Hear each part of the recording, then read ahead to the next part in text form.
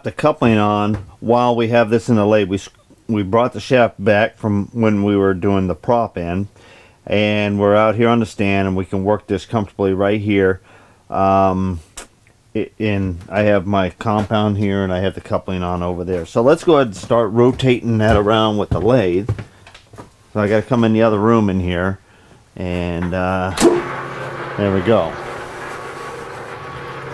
I can put it in reverse if I wanted to go ahead and lap in the other direction. It doesn't really matter which direction you're going when you're lapping.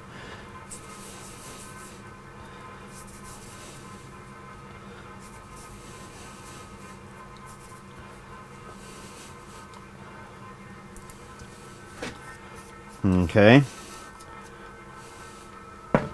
And bring in a rag, but I got one right here.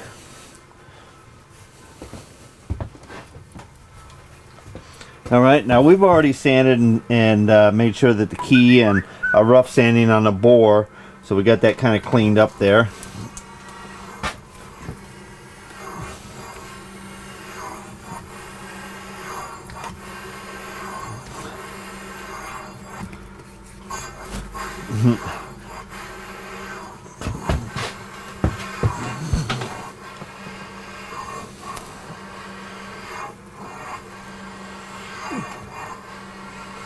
Put pressure on it, bring it back so that the compound moves around within the bore.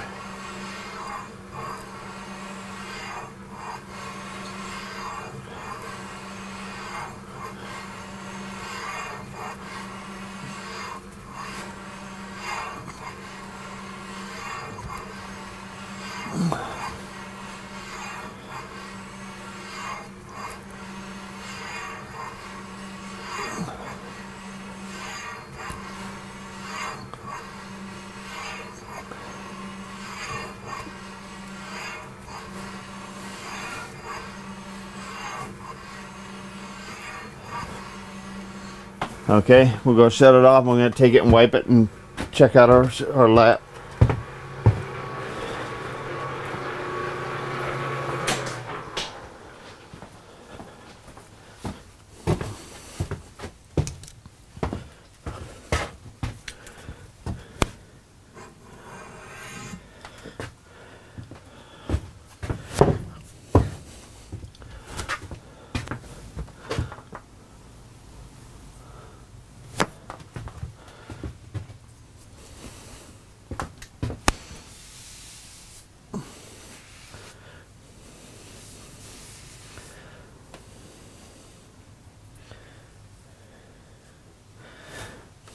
Alright, and this is just the main pattern of the machining here, but you can see that we are making contact here, and it is fading down in here. So we're going to be working this on off to the end here a little bit. We may go ahead and speed this up a little bit, spin this up, take the file and bring the file along this and smooth out all these high spots right here. Okay, it took about 4 massagings and 4 lap to get this here. This was our top where we slid it on. We left the keyway hanging down on the bottom, but you can see right down in around here. Okay, here's the key right here, and you can see that it's making a definite keyway the full length, and it's making contact on both sides, and it is coming down in here, and the transfer in the bore is showing this into there. So there we go. Okay, we're ready to swap out our shafts and get the port one in. This is starboard. We're going to go ahead and stamp it right now before we go any farther, and let's get on with it.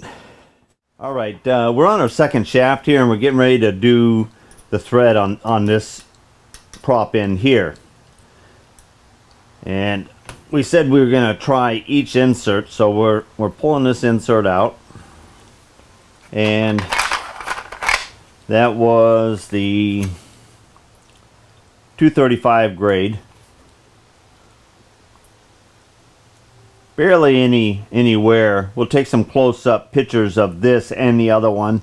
There was no flies on this insert at all, so we'll go ahead and we'll put it back in this box, because we do want to. We said we'd try either one or both of them, and then we would give our opinion.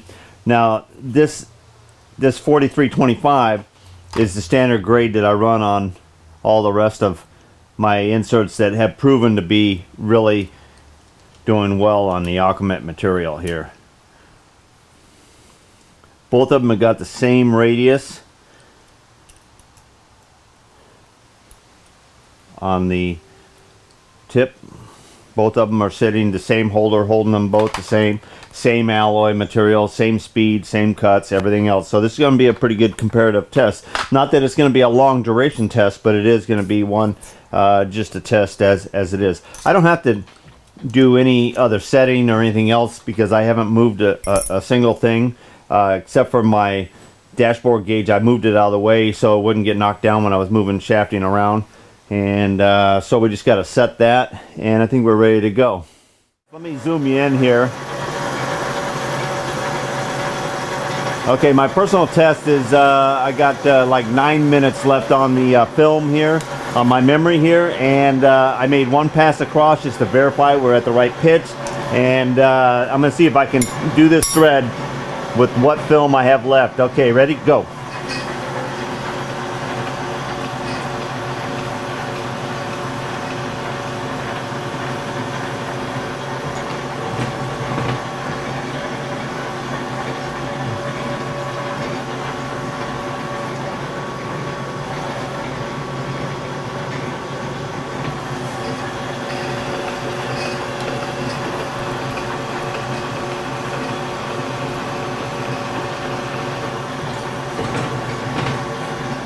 Getting overzealous on that first time there, but hey, we can touch that up. That line doesn't mean nothing. We're actually a little heavy on that diameter anyway.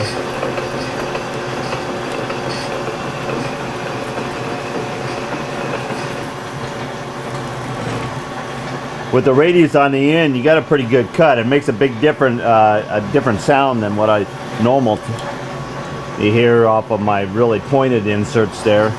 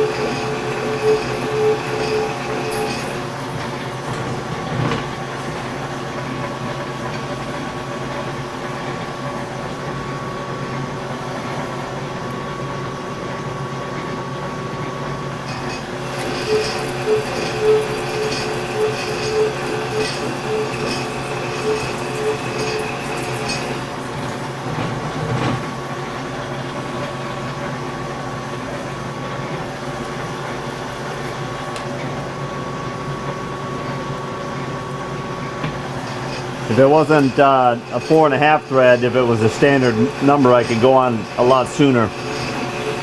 But the speed I'm going right now, I'm actually having to wait for my number to come up, which that's no biggie. I'd rather have it that than racing to get it in.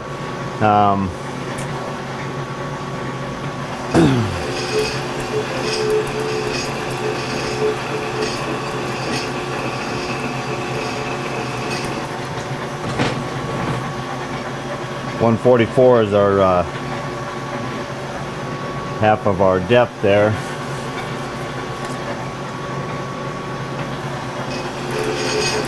We're at 95 on the depth right now.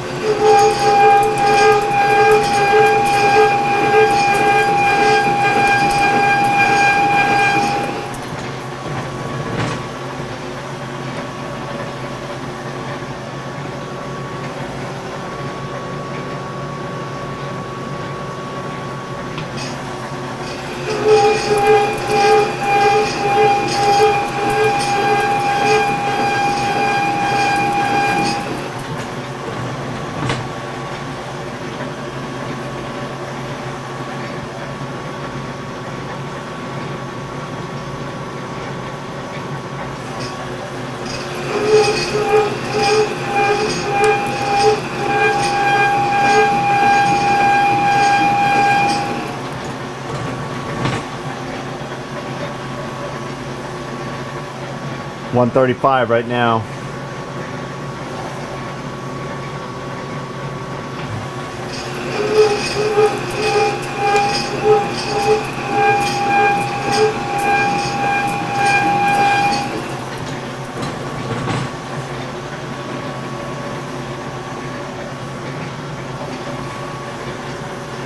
Excuse me, that was 125 before. I missed my number.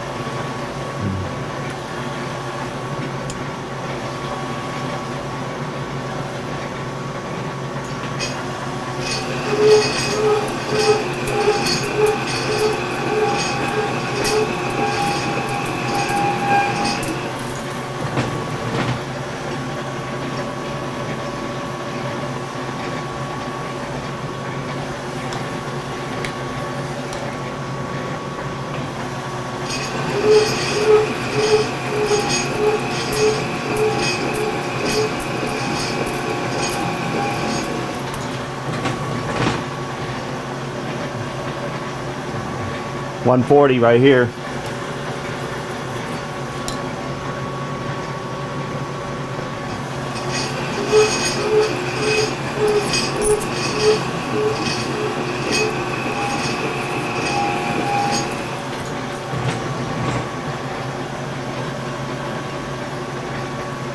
$145. We'll do this one and a spring cut and we'll check it. We don't want to go too far.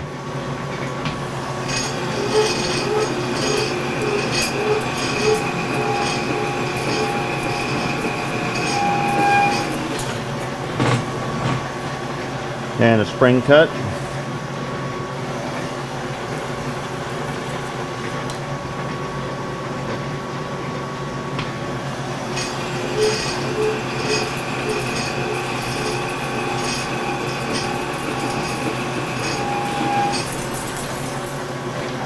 All right, stop that.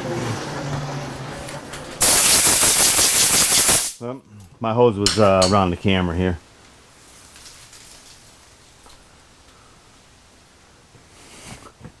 All right, 1.1 minute left.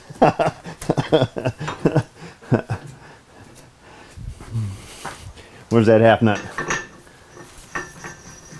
There we go.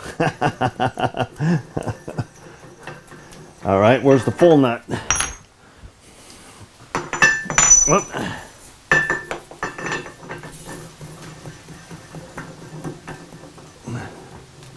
All right. Okay, just a minute left here. We will take a close look at our inserts later on. I'm going to move on to getting a lap fit and stuff like that, and we're happy we just got lucky and didn't have. We knew where we were from the last one, so that paid off to actually know that last little 5 thousandths and spring cut to go. Okay. Okay, we got the first shaft. This is the coupling in. I've already put 2 screws in here, put a level on it. We level it out. I'll bring you around this side. You can see set up in our taper attachment that holds it at the right taper. And I'm just starting to touch off, and I'm going to find center and align the cutter with the path. All right. So that's what I'm doing right now. Let me get that set up here.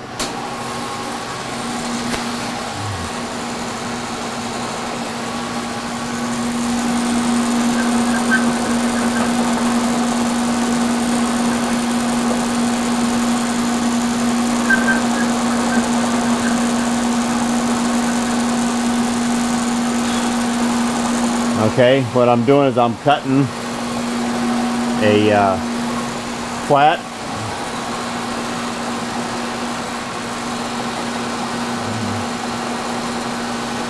(5/8 of an inch) on the width.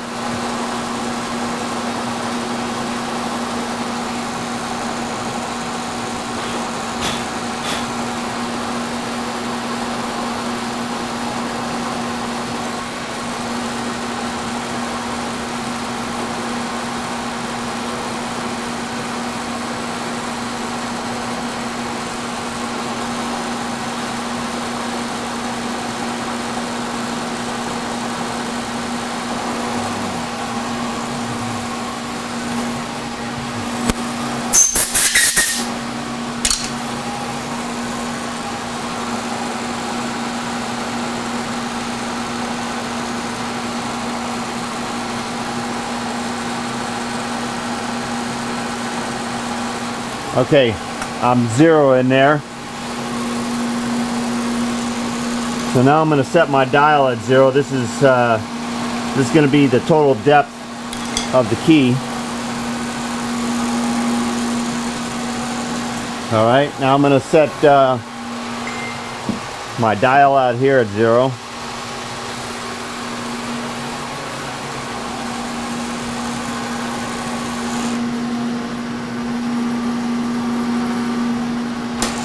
All right, I'm going to come down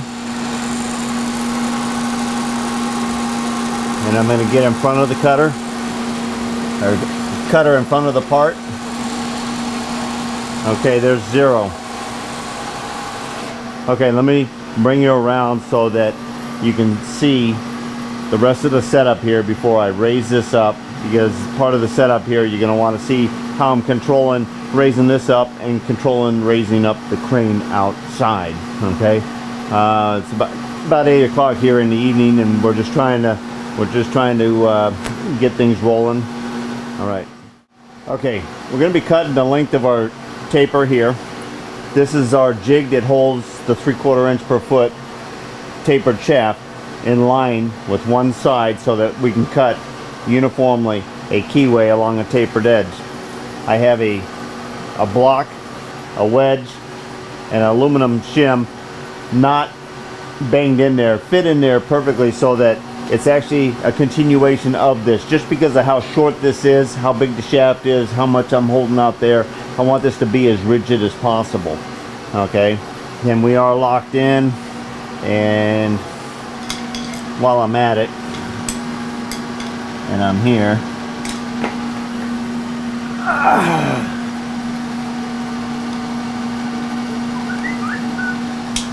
just wanted to set that in there as 0. Okay, what we have out here is a sliding door indicator.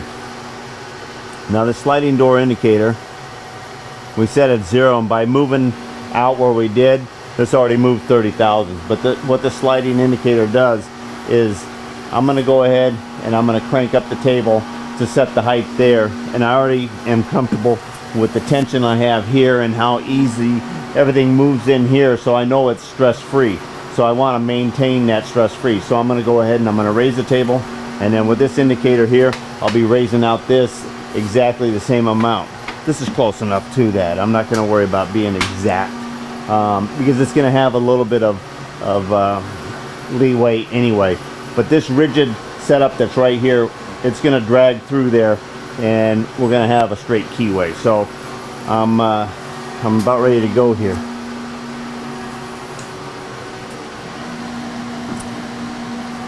Okay, We just got to jot down our number here. It's the 5/8 keyway, so that's 5/16, so we got 310 to go. 310 to go.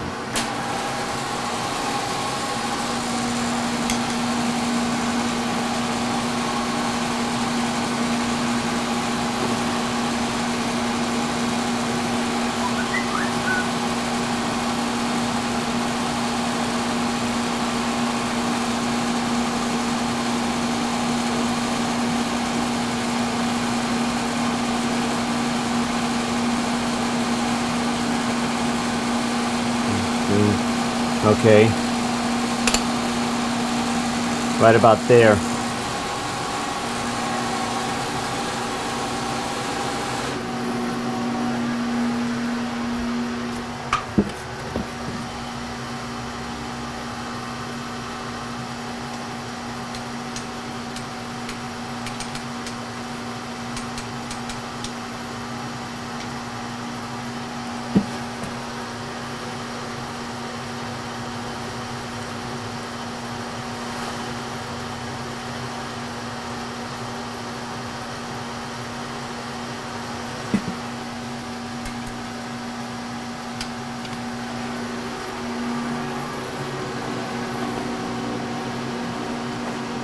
Okay, I'm still nice and free in here. I feel like I'm really stress-free. I'm going to take a scale and lay it along that edge, and I'm just going to verify. All right, we're comfortable with our depth, our position, and we're ready to rock and roll here.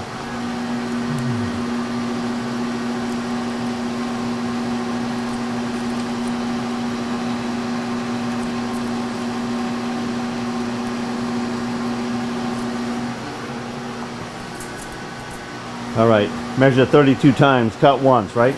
All right, let me, we're gonna need to get some, make sure everything, we're on 1/2 inch per, cable's locked. We're gonna get some coolant flood in here. It's not as pretty blue as it usually is.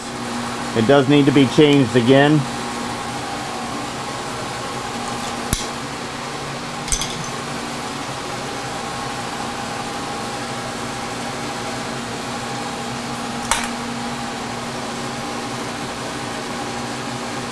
You want to be over here on this side?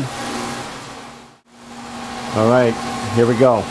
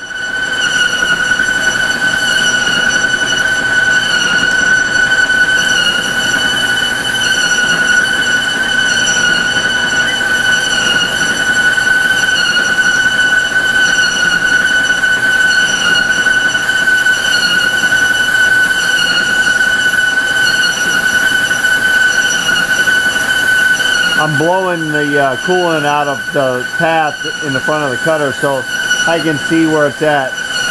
I'm going to carry this out past the lap surface about a 1/4 inch, because I'm going to spoon these keys, and I want that spoon to be right at the major diameter of the coupling, and the same thing at the prop end.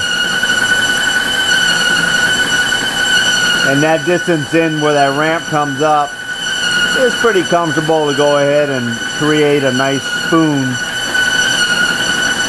right about there. The old keyways were spooned and everything, but they did lack the lap fit. Okay.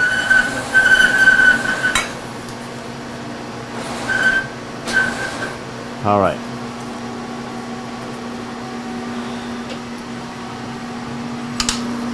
All right, now we're just going to take it straight back. We're not going to do anything else to it until I check the depth and make sure it's within the tolerance, and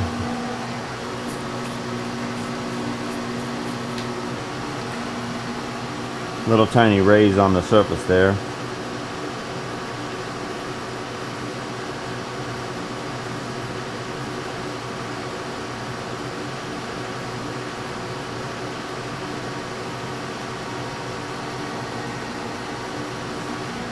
.25. Let me take a file here.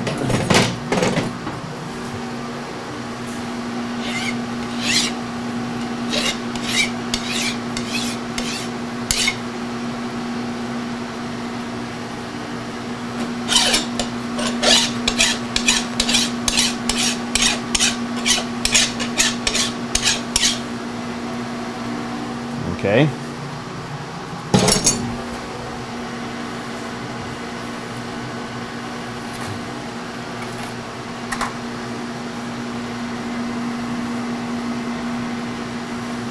It's a real nice looking keyway as far as the finish going, I'm saying.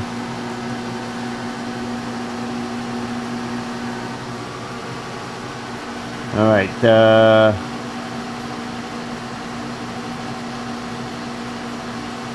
314.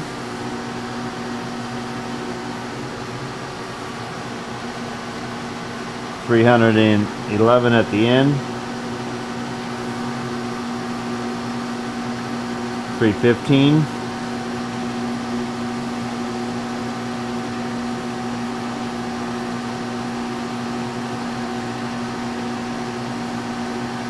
Yeah, 311 at the end, 315. So, you know, that's well within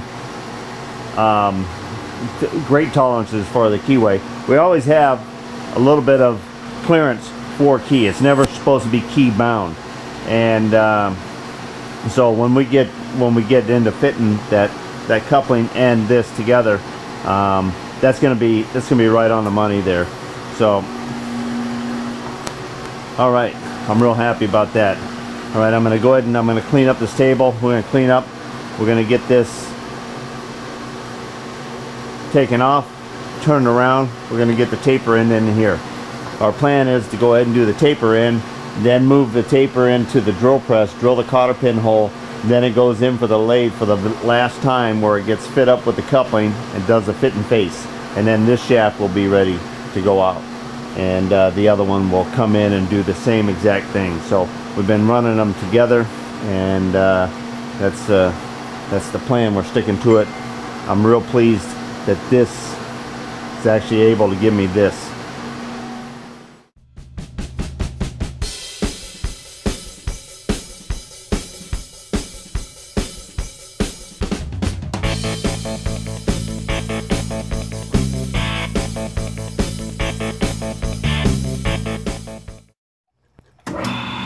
Okay, this is a Lennox bandsaw blade. I think this is a 4/6 tooth, and I'm running my regular mix with cutting oil and kerosene, and here we go. We've already measured 32 times. We're giving ourselves 3/4 of an inch extra material.